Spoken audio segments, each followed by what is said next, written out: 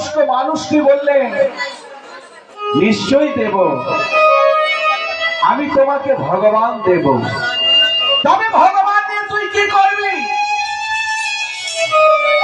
তখন সেই ছেলেটা বলছে, কেন ভগবান নেব জানো?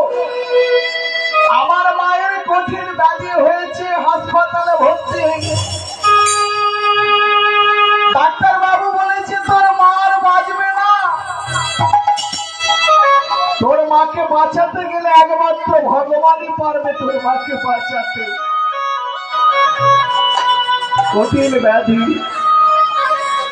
তাই ডাক্তারের কথা মতো একটা টাকা নিয়ে এসেছি, ভগবান কিনবো বলে। বলো না পাওয়া যাবে ভগবান? তখন সেই বুড়োটা বলছে, নিশ্চয়ই পাওয়া যাবে ভগবান। তা সেই বুড়ো কি করলেন, কোথায় পাবে ভগবান? একটা গ্লাসের মধ্যে এক গ্লাস জল দিন, সেই জলটা নিয়ে ছেলেটাকে বললে, তুই চলে যা, গিয়ে তোর মাকে এই জলটা খাইয়ে দিবি, দেখবি তোর ভগবানকে পেয়ে গেছিস। বলে এই জলটা নিয়ে গিয়ে মাকে সেবা করালে আমি ভগবান পেয়ে যাবো? বলে হ্যাঁ রে হ্যাঁ।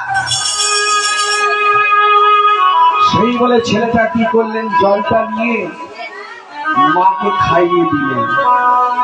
এইভাবে একদিন দুদিন পক্ষ সপ্তাহ যেতে যেতে তার মা সুস্থ হয়ে গেল। সুস্থ হয়ে ছেলেটাকে বলছে, হ্যাঁ আমি তো ভালো হয়ে গেলাম, এবারে তো আমাকে বাড়ি যেতে হবে। তা যখন সুস্থ হয়ে গেল, বাড়ি যাবে, যখন ডিসচার্জ হচ্ছে, ডাক্তারবাবু লিখছে, ঠিক সেই সময় মা ছেলেটাকে বলছে, আচ্ছা খোকা তুই এত টাকা কোথায় পেলি? আমি যে ভালো হয়ে গেলাম, এত বিলের টাকা কোথায় পেলি বাবা?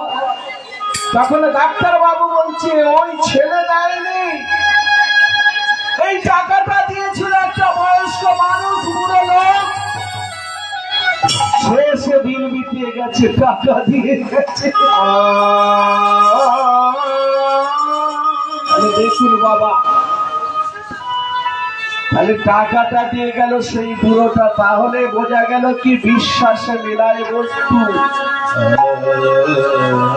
তাহলে ভগবান সকল জীবের মধ্যেই আছে, মানুষ মানুষের পাশে দাঁড়াবে। আজকে এই যে সারদা মায়ের মঠে যে উৎসব হচ্ছে, মা কত লোক কম্বল পেয়েছে, দুস্থ লোকেরা কাপড় পেয়েছে।